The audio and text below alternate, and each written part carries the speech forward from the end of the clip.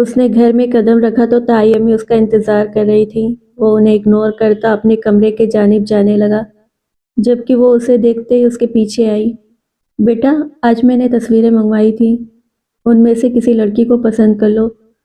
تائی امی ابھی بول ہی رہی تھی کہ اون نے تصویر لے کر ٹیبل پر پھینک دی۔ بیٹا، یہ تصویریں، تائی امی نے کچھ بولنے کی کوشش کی۔ ضرورت نہیں ہے ان کی، میں لڑکی پسند کر چکا ہوں۔ کچھ دن میں اس کا سارا بایو ڈیٹا نکال کر آپ کو اس کے گھر بھیج دوں گا۔ اون پرسکون انداز میں کہا، تم نے لڑکی پسند کر لی؟ یہ تو بہت خوشی کی بات ہے، میں بھی تمہاری امی کو بتا کر آتی ہوں۔ اون جو مسکرا کر ان کے چہرے کے ایکسپریشن دیکھ رہا تھا، اپنی ماں کا ذکر سنتے ہی بدمزہ ہوا۔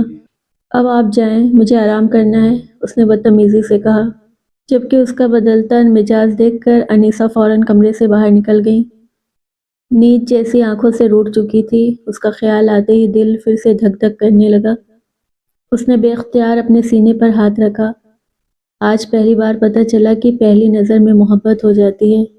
اس نے مسکراتے ہوئے اس کی تصویر نکالی اور اس کے چہرے پر ایک ایک نقوش کو اپنی نظروں کے حصار میں لینے لگا۔ وہ اتنی حسین نہ تھی، لیکن نہ جانے کیوں اسے بہت حسین لگ رہی تھی۔ چھوٹی چھوٹی آنکھیں، چھوٹی سی ناک، چھوٹے چھوٹے سرخ ہونٹ۔ اس کی عمر کم تھی، شاید ہی وہ 18 سال کی تھی، مگر کوئی بات نہیں، شادی کے بعد لڑکیاں بڑی ہو جاتی ہیں، وہ مسکرایا۔ اور مجھے کون سا شادی کی بہت جلدی ہے، بس نکاح ہو جائے، شادی 2-3 سال بعد کر لیں گے، بس اپنا حق جتانا ہے اس پر۔ وہ مسکراتے ہوئے ایک بار پھر اس کے نقوش دیکھنے لگا۔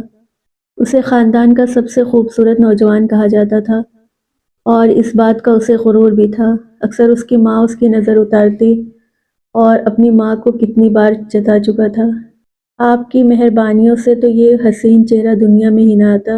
اپنی ماں کو طعنہ مارنے کا کوئی موقع ہاتھ سے جانے نہیں دیتا تھا۔ آج جمعہ کا دن تھا، سارے بچے گھر سے غائب تھے سوائے اون کے۔ وہ نائٹ ڈیوٹی ہونے کی وجہ سے اب آرام کر رہا تھا۔ زبیدہ کے دماغ سے نکل گیا تھا کہ آج آرزو کا نکاح تھا، ورنہ رات کو وہ سمیر کو بتا دیتی تو وہ اسے وہاں لے جاتا۔ انہوں نے سمیر کو فون کیا جبکہ وہ اسلام آباد جا رہا تھا۔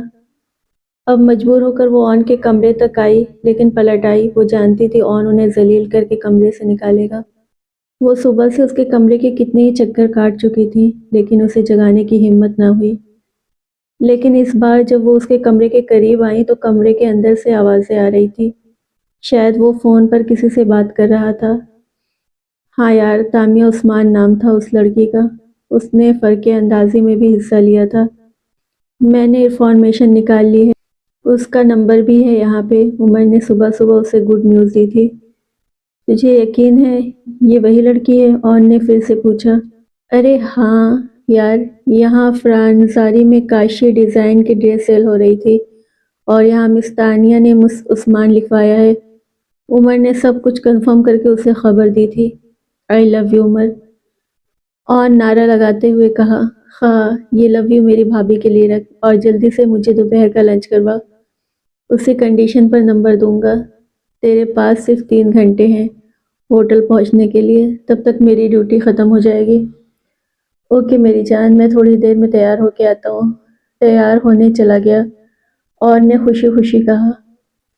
اون بیٹا، مجھے تم سے ضروری کام ہے۔ وہ دروازے کی طرف بڑھ رہا تھا جب پیچھے سے زبیدہ آئیں۔ آئی ایم سوری، میں آپ کا کوئی کام نہیں کر سکتا، وہ سرد موری سے کہتا پھر جانے لگا۔ بیٹا میری بات سنو، بہت ضروری کام ہے، پلیز میری مدد کر دو۔ سمیر گھر پر نہیں ہے اور تمہارے محروم ماموں کی بیٹی کا نکاح ہے، میرا وہاں جانا بہت ضروری ہے، 1 گھنٹے میں نکاح شروع ہو جائے گا۔ اگر تم مجھے وہاں چھوڑ دو تو زبیدہ نظریں نیچے جھکائے کسی مجرم کی طرح ایسے کام کا بتا رہی تھی۔ اوکے فائن، چلیں، وہ احساس جتانے والے انداز میں بولا۔ بہت شکریہ بیٹا، میں ابھی سامان لے کر آتی ہوں۔ زبیدہ خوشی سے اندر چلی گئی، جبکہ اون یہ سوچ رہا تھا کہ وہ انکار کیوں نہیں کر پایا۔ بیٹا اندر چلو، تمہارے ماموں کا گھر ہے، زبیدہ گاڑی سے اترتے ہوئے کہا۔ نہیں، مجھے کہیں نہیں جانا۔ اسے ٹھیک سے یاد نہیں کہ شاید وہ بچپن میں یہاں کبھی آیا تھا۔ بیٹا تمہارے ماموں خود معذور ہیں، وہ تمہارے گھر نہیں آ سکتے، تم بھی کبھی کبھی اس طرف نہیں آتے ہو، آج اپنے ماموں سے ہی ملاقات کر لو۔ میں نے کہا نا، میں انٹرسٹ نہیں ہوں، جائیں آپ اور جلدی سے کام نپٹا کر واپس آئیں۔ اگر آپ کو آنے میں زیادہ وقت لگے گا تو میں تھوڑی دیر کے بعد واپس آ جاؤں گا، مجھے کچھ کام ہے۔ اسے عمر سے ملنے جانا تھا۔ وہ خود بھی نہیں جانتا تھا کہ وہ اس عورت کی اتنی پرواہ کیوں کرتا تھا اور اس کے ساتھ بدتمیزی کرتا تھا، ٹھیک سے بات نہیں کرتا تھا۔ تم کہیں مت جاؤ، میں تھوڑی دیر میں واپس آ جاؤں گی، بس نکاح ہوتے ہی میں آ جاؤں گی۔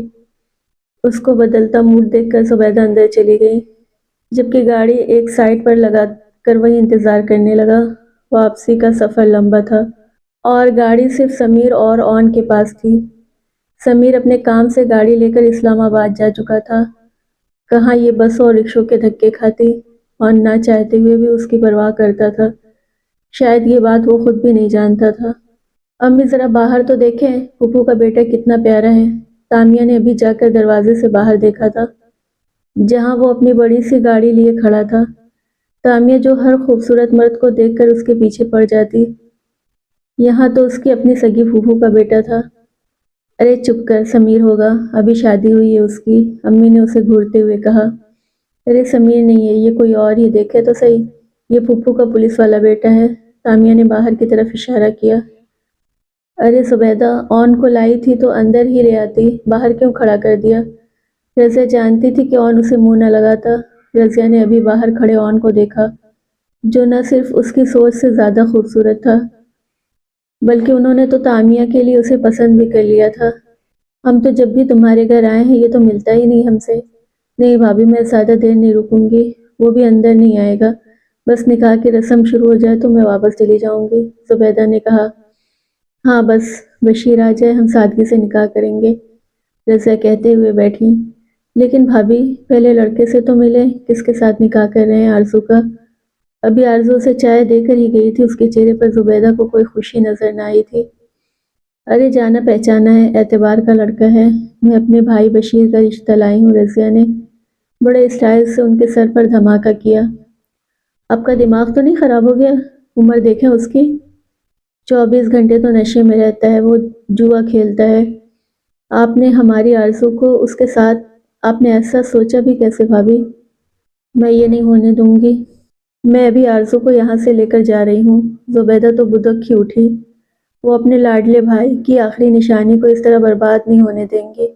اے بی بی، آواز کم رکھ، تو میرے گھر پہ کھڑی ہے تو شکر کر کہ میں نے اپنے بھائی کے لیے تیری بھتیجی کا رشتہ مانگ لیا، ورنہ اسے کون پوچھنا تھا، رضیہ نے دھاڑتے ہوئے کہا۔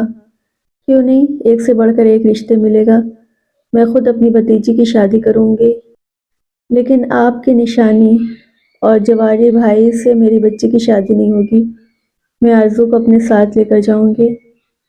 ایسے کیسے اپنے ساتھ لے کر جاؤ گی؟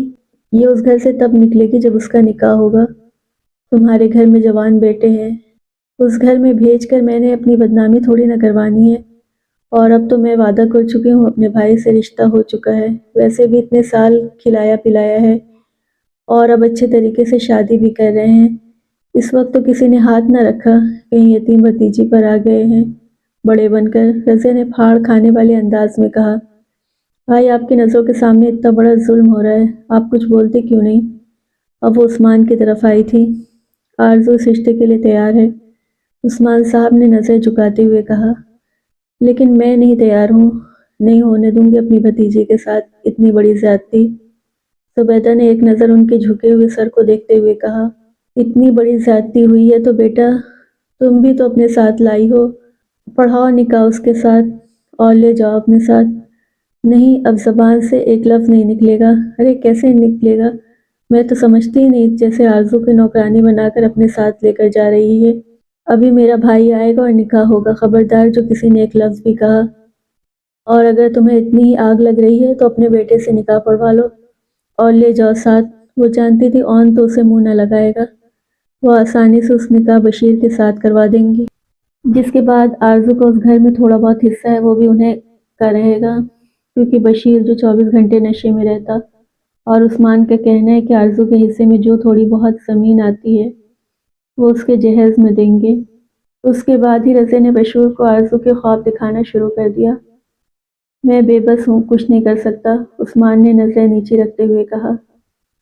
لیکن میں بے بس نہیں ہوں، میرا اون آرزو سے نکاح کرے گا، میں اس سے بات کرتی ہوں، زبیدہ نے اٹھ کر باہر جاتے ہوئے کہا۔ ابھی یہی منہ لے کر واپس آئے گی۔ بیٹا منہ لگاتا ہی نہیں اور یہ چلی ہے اس کا نکاح کروانے۔ آن کا نکاح تو میری تامیہ کے ساتھ ہوگا، رضیہ نے بڑبڑاتے ہوئے کہا۔ اسے یقین تھا کہ آن اسے شادی کے لیے کبھی تیار نہیں ہوگا۔ وہ جلدی سے اس کے گھر سے نکل کر آن کی گاڑی کی طرف آئی۔ کیا ہو گیا نکاح؟ چلے واپس، آن نے گاڑی کا دروازہ کھولتے ہوئے کہا۔ آن بیٹا، وہ آرزو کے ساتھ زیادتی کر رہے ہیں، وہ اس کا نکاح اس سے بڑی عمر کے آدمی سے کروا رہے ہیں۔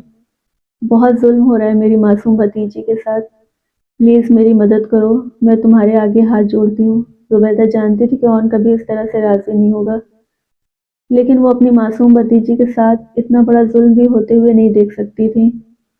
مجھ سے کیا امید رکھی ہے آپ؟ آن نے پوچھا۔ آن میں اسے یہاں سے لے کر جانا چاہتی ہوں، لیکن بھابھی کہتی ہیں کہ جب تک اس کا نکاح نہیں ہوگا وہ اسے یہاں سے نہیں جانے دیں گے۔ تم تو جانتے ہو وہ کیسی عورت ہے، وہ پورے خاندان میں ہمیں بدنام کر دیں گے۔ لیکن اگر تم اس کے ساتھ نکاح کر لو، دماغ تو نہیں خراب ہو گیا؟ میں کیوں اس سے نکاح کر لوں؟ ہوگی آپ کی معصوم بھتیجی میری کچھ نہیں لگتی۔ وہ کیسے کسی سے نکاح کر لے؟ وہ تو اس سے نکاح کرے گا جس سے وہ محبت کرتا ہے۔ بیٹا میری بات کو سمجھنے کی کوشش کرو، آرزو کے ساتھ بہت ظلم ہو رہا ہے، میں تمہارے آگے ہاتھ جوڑتی ہوں۔ آپ چاہے کچھ بھی کریں، میں یہ نکاح نہیں کروں گا۔ میرا نہ اس لڑکے سے کوئی تعلق ہے اور نہ ہی اس پر ہونے والے ظلم سے۔ پتہ نہیں میں یہاں آیا ہی کیوں۔ میں کسی اور کو پسند کرتا ہوں، میں اس طرح سے کسی شخص سے شادی نہیں کر سکتا، آن نے جان چھڑانے والے انداز میں کہا۔ بیٹا خدا کے لیے میری بات کو سمجھنے کی کوشش کرو، اگر تم نے یہ نکاح نہ کیا تو میں جانتی ہوں تم کسی اور کو پسند کرتے ہو۔ ایک منٹ اگر میں نے یہ نہیں کیا تو کیا مطلب آپ کی بات کا؟ اور آپ یہ بھی جانتی ہیں کہ میں کسی اور کو پسند کرتا ہوں۔ اگر میری جگہ یہاں پر سمیر ہوتا تو کیا آپ اس کا بھی کسی کے ساتھ اس طرح سے نکاح کرا دیتی؟ ایک بار آپ کو سمیر کی بیوی کا خیال نہیں آتا نہ آپ کو اس کا خیال؟ اس طرح سے میری محبت کا خیال کریں، میں اس لڑکے سے شادی کروں گا جسے میں پسند کرتا ہوں۔ آن نے غصے سے کہا۔ بیٹا تم اس لڑکے سے شادی کر لینا، فی الحال وقتی طور پر تم آرزو کو اپنا لو۔ اس کی شادی بشیر سے کرا دیں گے جو 24 گھنٹے نشے میں رہتا ہے، جوا کھیلتا ہے، نہ اپنا کوئی ٹھکانہ ہے، کہاں لے کر جائے گا وہ میری معصوم آرزو کو؟ بیٹا میں تمہارے سامنے ہاتھ جوڑتی ہوں، میں تمہارے پیر پکڑتی ہوں، یہ لو میرے سر کی چادر کا تھوڑا لحاظ کر لو۔ زبیدہ نے ہار مانتے ہوئے اپنے سر سے دوپٹہ اتار کر اس کے قدموں میں رکھنا چاہا۔ دماغ خراب ہو گیا آپ کا، کیا کریں آپ؟ آن نے جلدی سے ان کے سر کو چادر کو تھما دیا۔ زبیدہ پھوٹ پھوٹ کر رونے لگی۔ ٹھیک ہے، لیکن اس لڑکے سے میرا کوئی تعلق نہیں ہوگا، یہ سب کچھ ختم ہوتے ہی میں اسے طلاق دے دوں گا اور میری جان چھوٹ جائے گی، میں اس کی شکل بھی نہیں دیکھوں گا۔ میں نہیں چاہتا کہ میں اپنی محبت کے ساتھ کسی قسم کی کوئی بے وفائی کروں۔ آن نے شرط رکھی۔ مجھے منظور ہے بیٹا، بس تم نکاح کر لو۔ زبیدہ کی جیسی جان میں جان آئی۔ نکاح کی رسم ادا ہو چکی تھی۔ آرزو اب تک یقین نہ کر پائی تھی کہ اس کا نکاح ماموں سے نہیں بلکہ کسی اور سے ہوا ہے۔ اس نے تو آج تک آن کو دیکھا ہی نہ تھا اور نہ ہی کبھی آن ان کے گھر آیا تھا اور نہ ہی تائی امی اسے کہیں جانے دیتی تھی۔ آرزو کو یہ سب کچھ ایک خواب جیسا لگ رہا تھا۔ کیا حقیقی دنیا میں بھی اس طرح کے معجزے ہوا کرتے ہیں؟ اس کی پھوپھو اس کے لیے کسی فرشتے سے کم ثابت نہ ہوئی تھی اور آرزو ایک مسز آن بن گئی تھی۔ آرزو نے بس ایک نظر ہی آن کو دیکھا تھا، اسے ابھی تک اپنی قسمت پر یقین نہیں آیا تھا۔ تھوڑی دیر پہلے اس کا نکاح ہوا تھا اور اس کا نکاح بشیر ماموں سے نہیں بلکہ پھوپھو کے بیٹے سے ہوا تھا۔ کیا اب بھی معجزے ہوتے ہیں؟ ہاں ہوتے ہیں۔ اس کی زندگی میں یہ آج جو ہوا تھا کسی معجزے سے کم تو نہ تھا۔ اس کی شادی اس کے پھوپھو کے بیٹے کے ساتھ یہ کوئی عام بات تو نہ تھی۔ وہ اس کے قریب کھڑی تائی امی جو افسوس سے اپنے ہاتھ مل رہی تھی، کبھی اپنی بیٹی کو دیکھتی تو کبھی اسے۔ کمینی کی قسمت دیکھو لکھوا کے آئی ہے، بیٹھے بٹھائے اتنا خوبصورت دولہا مل گیا، اوپر سے پولیس والا، اور میں نے تو سنا ہے کہ پھوپھو کا گھر بھی اسی کے نام لکھا ہوا ہے۔ سامیہ نے سرد آہ بھرتے ہوئے کہا۔ اس کی تو بیٹھے بٹھائے لاٹری لگ گئی۔ تائی امی کو افسوس ہو رہا تھا، قسمت ہو تو ایسی، ورنہ نہ ہو۔ ابھی اس کے دل کو منزل ملے وقت ہی کتنا ہوا تھا، ابھی 3 دن پہلے ہی تو اس کو اس لڑکی کو دیکھا تھا جسے دیکھتے ہی اس کا دل اپنی رفتار سے دھڑکنا بھول کر ایک الگ ہی رفتار میں دھڑکنے لگا تھا۔ وہ جو کسی لڑکی کے ساتھ فلرٹ کرنے کے بارے میں سوچتا بھی نہیں تھا، پر جس کے لیے وہ اپنی تمام تر وفائیں رکھتا تھا، آج اپنی بیوی کو کیا منہ دکھائے گا؟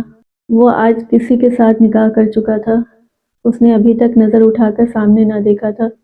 گھونگھٹ میں موجود وہ لڑکی اسے اس کی محبت کی دشمن لگ رہی تھی۔ بے شک اس سب میں اس معصوم لڑکی کی کوئی غلطی نہ ہوگی، اس کے ساتھ بھی تو ظلم ہو ہی رہا تھا، لیکن وہ بھی بے قصور تھا۔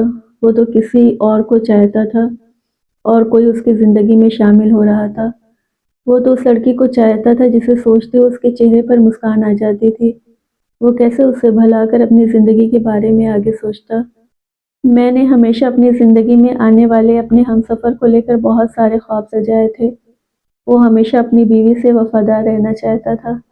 وہ ہمیشہ سے اپنی من پسند لڑکی سے شادی کرنا چاہتا تھا۔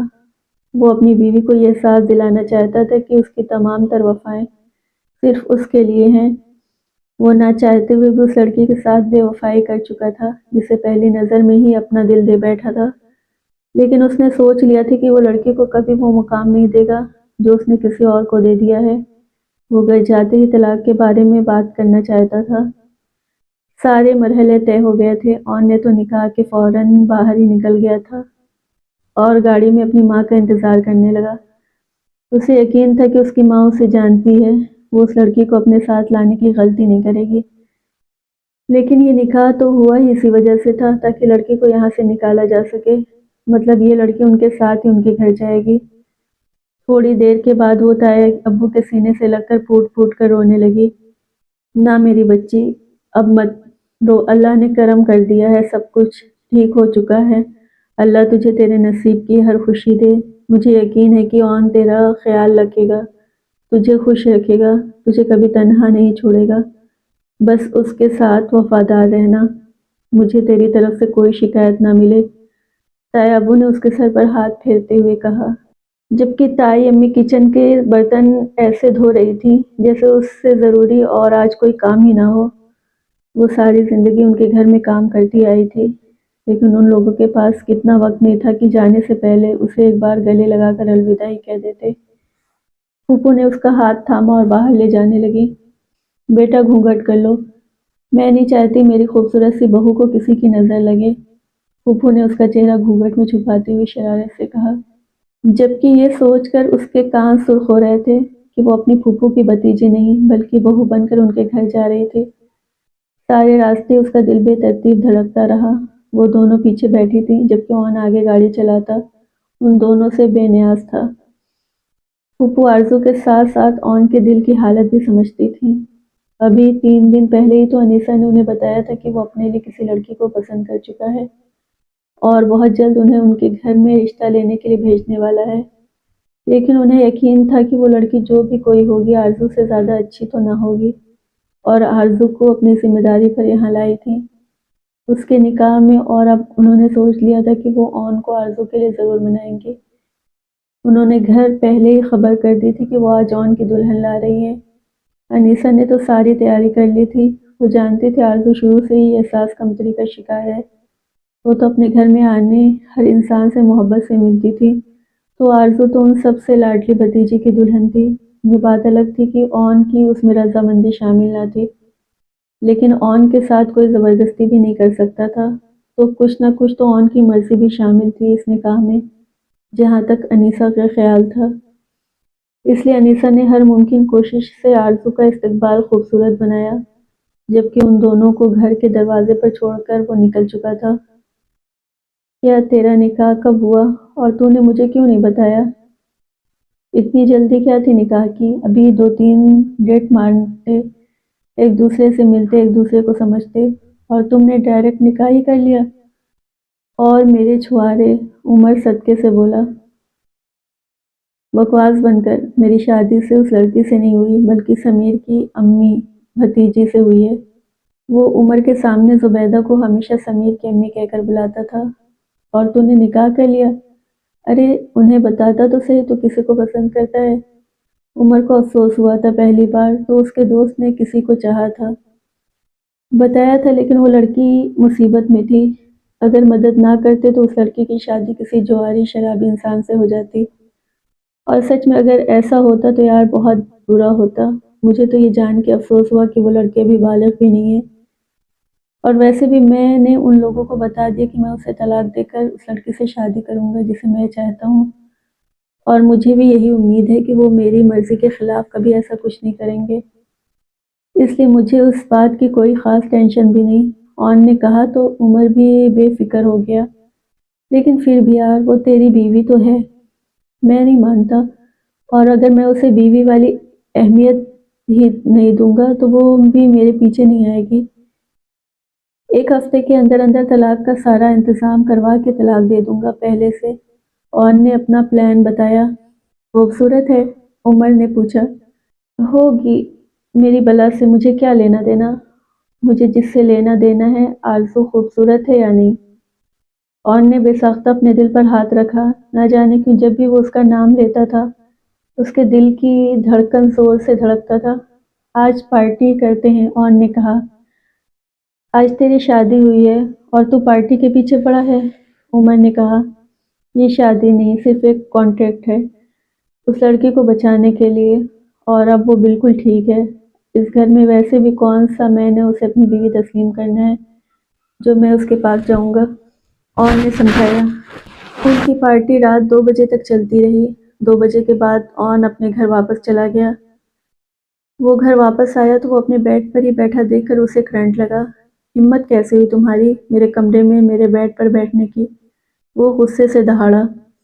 گھوگھٹ میں بیٹھی آرزو سہم کر رہ گئی. میں نہیں، وہ پھوپھو آپ کی ماما نے مجھے.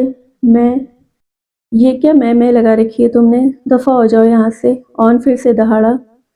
میں کہاں جاؤں؟ آرزو منمنائی. میری بلا سے بھاڑ میں جاؤ، وہ غصے سے بولا. تم سیدھے طریقے سے نہیں مانو گی. یہ کہتے ہوئے وہ آگے بڑھا اور اس کا چوڑیوں سے بھرا ہوا ہاتھ تھاما اور گھونگھٹ اٹھانے کی زحمت کیے بغیر اسے گھسیٹتا ہوا کمرے سے باہر لے جانے لگا. سنیں میری بات سنیں، میں اس وقت کہاں جاؤں گی؟ خدا کے لیے، میں بیوی ہوں آپ کی، وہ ہمت کر کے بولی. نہیں ہو تم میری بیوی، نہیں مانتا میں تمہیں اپنی بیوی. میری بیوی بن کر میرے گھر میں میرے کمرے میں میرے بیڈ پر صرف اور صرف میری منچاہی لڑکی آئے گی جس سے میں محبت کرتا ہوں، تم جیسے 2 ٹکے کی لڑکی نہیں. آرزو کے اندر کچھ ٹوٹا تھا. ہاں وہ اس سے محبت نہیں کرتی تھی، لیکن وہ اس کا شوہر تھا، اس کی زندگی میں آنے والا پہلا شخص جو کسی اور سے محبت کرتا تھا. میری نظر میں تمہاری کوئی اوقات نہیں ہے. تم اس گھر میں صرف میری ماں کی بہو بن کر آئی ہو، میری بیوی نہیں. اور اس عورت کو میں اپنی ماں کا درجہ نہیں دیتا تو اس کی بہو کو اپنی بیوی کیسے قبول کروں گا؟ ایک ہی جھٹکے سے اپنے کمرے سے باہر کر کے دروازہ اس کے منہ پر بند کر دیا. آرزو سسکتے ہوئے وہیں دروازے کے ساتھ بیٹھ گئی تھی. یہ تھی اس کی نئی زندگی کی نئی شروعات. اس کے شوہر نے ایک بار گھونگھٹ اٹھا کر اس کا دیدار تک نہ کیا. وہ دروازے کے ساتھ بیٹھی رو رہی تھی جو اس کا شوہر اس کے منہ پر بند کر گیا تھا. صبح اذان کے وقت جب زبیدہ نماز ادا کرنے باہر آئیں تو اسے اون کے کمرے کے باہر بیٹھا دیکھ کر پریشان ہو گئی. وہ بھاگ کر ان کے قریب آئی. آرزو میری جان، تم یہاں کیا کر رہی ہو؟ وہ اس کے قریب بیٹھ کر بولنے لگی جب آرزو ان کے سینے سے لگ کر رونے لگی. آرزو میرا بچہ، میں نے تمہیں بتایا تو تھا کہ وہ غصے کا تیز ہے، اور تم کمرے سے نکل کر کیوں بیٹھ گئی؟ وہ اسے پہلے ہی بتا چکی تھی کہ اون غصے کا بہت تیز ہے، اسے پیار سے ٹریٹ کرنا ہوگا. اچانک شادی کی وجہ سے شاید شادی کو قبول بھی نہیں کر پایا ہو. پھوپھو میں نہیں، انہوں نے نکال دیا. وہ روتے ہوئے بولتی ایک بار پھر ان کے سینے سے لگی. نہ میرا بچہ، تم رو مت، میں ہوں نا، میں بات کرتی ہوں اس سے، سب کچھ ٹھیک ہو جائے گا، تم پریشان مت ہو. ساری رات یہیں بیٹھی رہی ہو، اٹھو میں تم زریش کے کمرے میں چھوڑ کر آتی ہوں. پھوپھو نے تائی امی کی بیٹی کا نام لیتے ہوئے اسے اٹھایا اور کمرے میں لے آئیں. زریش سو رہی تھی. بیٹا تم یہاں پہ آرام کرو، انہوں نے زریش کے ساتھ اس کے لیے جگہ بناتے ہوئے کہا. یہ میرش اور زریش کا بیڈ روم تھا، تائی امی کی دونوں بیٹیوں کا.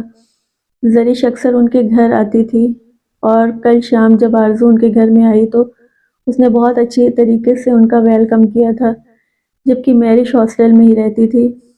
تم یہاں آرام کرو، میں زریش کو بتا دوں گی. یہ کہتے ہوئے الماری کی طرف آئی اور وہاں سے ایک ڈریس نکالا. بیٹا تم یہ والا ڈریس پہن لو۔ انہوں نے آرام دے کر سوٹ اس کی طرف بڑھایا اور پھر کمرے سے باہر نکل گئی۔ پھوپھو نے کل رات اسے اون کے کمرے میں بٹھانے سے پہلے بتایا تھا کہ وہ غصے کا تھوڑا تیز ہے اور ہو سکتا ہے کہ اچانک شادی کو قبول نہ کر پائے، لیکن اسے صبر سے کام لینا ہوگا۔ اور اس نے اون کے سامنے کہا بھی تھا کہ وہ اس کی بیوی ہے، اس کا کمرہ چھوڑ کر کہاں جائے گی، لیکن اون نے اس کی بات ہی نہ سنی۔ لیکن کل رات اون نے اس سے کہا تھا کہ وہ کسی اور سے محبت کرتا ہے اور کسی اور سے شادی کرے گا۔ یہ بات اس کے دل کو بہت بری لگی تھی، مطلب کہ نہ چاہتے ہوئے بھی وہ کسی کی جگہ آ گئی تھی۔ یہ کسی اور کی جگہ تھی، اس نے اپنے گھر بسانے سے پہلے کسی اور کا گھر خراب کر دیا تھا۔ اس کی شادی تو ویسے بھی بشیر ماموں کے ساتھ ہونے والی تھی، لیکن اون کے ساتھ زیادتی ہوئی۔ اون تو کتنا خوبصورت تھا، اس کے ساتھ اس کے جیسی کوئی لڑکی ہی سوٹ کرتی ہے، اور اس کی شکل ناقابل قبول ہے۔ یہ بات تامی آپی اسے اٹھتے بیٹھتے بتاتی تھی۔ اگر وہ غلطی سے کبھی اپنے آپ کو خوبصورت کہہ بھی دیتی، تامیہ اس کی شکل سے اتنے نقص نکالتی کہ وہ خود بھی پریشان ہو جاتی کہ وہ اتنی بدصورت ہے، اور اسے ملا بھی تو کون اتنا خوبصورت مرد۔ وہ شاید نہیں، یقیناً اس کے قابل نہیں تھی، اس لیے اس نے اس کی شکل تک نہیں دیکھنی چاہی۔ یقیناً وہ اپنی طرف کسی خوبصورت لڑکی کو پسند کرتا ہوگا۔ یہی سب سوچتے ہوئے نہ جانے کب اس کی آنکھ لگ گئی